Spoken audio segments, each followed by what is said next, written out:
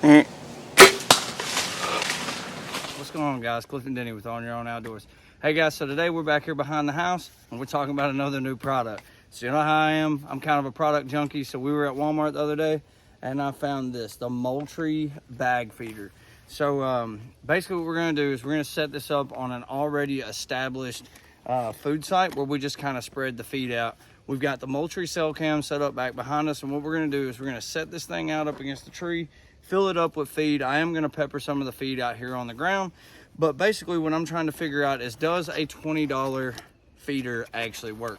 So what we want to talk about is the capacity of this bag and the other things that this bag has to offer. So we're just going to kind of run through the back side of this. So it says it's water resistant, it's going to keep your feed dry, gravity fed, kind of obvious, right? Doesn't have a motor on it. Lightweight and compact for transport. So if you had a place kind of like back here behind the house where a lot of times we don't want to drive back here when season starts, you could just put this thing, you know, over your shoulder or whatever, have the bag of feed on your other shoulders, tote it out. It says it'll hold 100-pound capacity. So we're gonna go ahead and take this thing out of the box now and see what it looks like. So I like the dark color up against the tree. I think that'll be pretty cool. This thing's way freaking bigger than I thought it was. I thought it was gonna be small. Look at this thing. It's like as tall as I am, and I'm like 4.5 foot tall or something like that if you ask my 3-foot wife. But anyways, so what we're gonna do is kind of go over this. It's got a couple straps here so you can hang it on the tree. Up top, it's got basically some kind of little wire kind of stuff up top. You kind of open it up, it stays there, so that'll make it easy for pouring. So I'm gonna go ahead and get this thing hung on a tree, and then we'll run over the feed that I'm gonna use. We're gonna put the feed in it and then let this thing marinate out here for a few days and see if they use it, and if they use it, how well they use it, and that kind of thing. So let's go.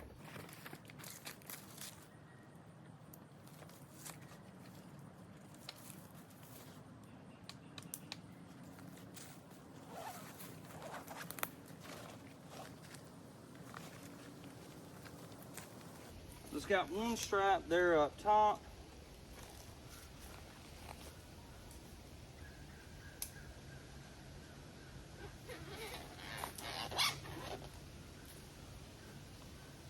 And then another strap there about midway. So one thing I'm excited about this, and one of the reasons why I wanted to buy it, is here at the house we have a raccoon problem that I haven't taken care of. Last year Bo and I worked on them pretty hard. This year I just haven't had the time. And so what I'm interested in is being able to put it inside of this and then kind of close that top off and see if we can keep a lot of the raccoons from getting in it. I understand they're still gonna get in the bottom of it, but maybe not as bad. So the feed that we're gonna use today is the record rack. This is actually the first time I've ever used any of this feed. And if you want me to be honest with you on the reason that I bought it, is because I was walking past the feed and I was kind of checking them all out. And this one smelled better than all the rest of them. So that's kind of the reason I went with it. It's got a strong smell. I have been bad off this year on keeping the deer back here behind the house fed, and the wife hasn't been helping me any at all. So that's the reason we're gonna try this. And basically what it is some little pellets. Another reason I wanted to try this is because the crows have been killing me this year. I'm in a bottom. You can't hardly see the bottom of the ground at all from up top, but for whatever reason, the crows know it's here and they have been tearing my corn up. So we're gonna dump some of this in here, probably about half a bag, 25, 30 pounds, and then scatter the rest of it out here on the ground.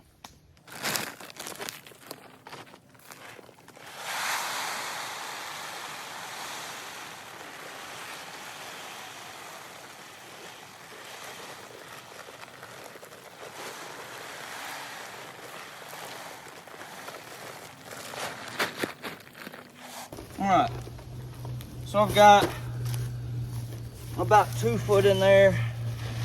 Kind of open this bottom up.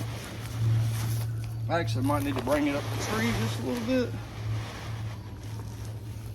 All right guys, so when you set this thing up, you want to make sure that you leave yourself about a 2 to 3 inch gap from the bottom of the bag to the ground.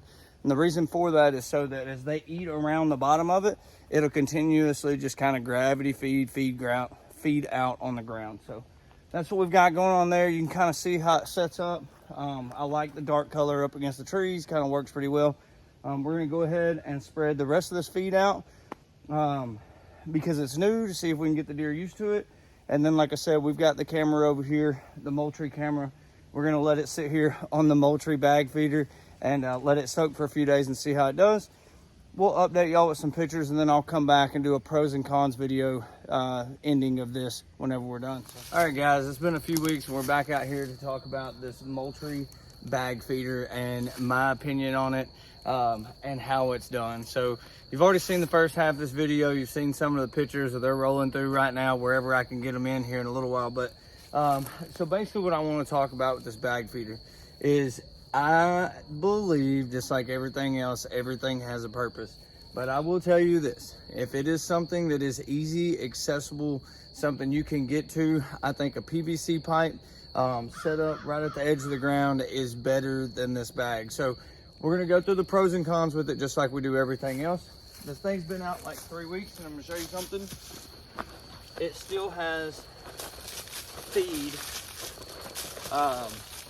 It still has feed inside of it. And so what I want to talk about is just that, right? So luckily enough, I run a cell camera on this. So multiple times, the number one negative that I have to say about it is multiple times throughout the last couple of weeks, I've had to come out here and adjust it.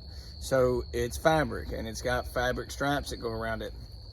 So with the weight, the weather, the wind, the tree swaying, all that kind of stuff, it lets that bag move, and that bag moves down and it settles. And when it settles and it's not sitting that, you know, just up off the ground, and it settles and it's sitting flat with that ground, it's not going to allow the feed to come out. So whenever I do have a feeder and I put something out that's going to hold feed, like a PVC pipe with a cap over the end of it, it's so I don't have to visit that spot as much. So if I'm having to come out here and visit this spot once every few days or once a week to adjust that bag, then I didn't really get what I wanted out of it, or at least what I wanted out of it. Now, for easeability of carrying it in, you don't want to ride your four-wheeler in, you want to carry something that you can just strap up on a tree, go ahead and use it. Just understand that whenever you hang that thing, make sure you hang it high enough where it's going to disperse and you're not going to have to come out and keep messing with it. And I think you're going to be perfectly fine. Will deer eat underneath it? Absolutely. We've had deer eating underneath it for the last couple of weeks. Again, the only bad thing about it is, guys, you're going to have to adjust it, and that becomes a real pain. So if you have it set out, you don't have a cell camera over it like I do, and you plan on coming and hunting it the next week, and you find out that 2 days after you left it, it's settled down and now it's not letting any feed out, and you're not getting any feed to those deer, then it's probably going to affect your hunt a little bit. So hey guys, that's all I got for y'all today. Don't forget to like and subscribe. Go back to that home page, hit that little bell up top. You never know, we're going to do a product that you just might need, and you never know where we're going to be. Good hunting, guys. It's deer season. Good luck to everybody, and we'll see you later in the week.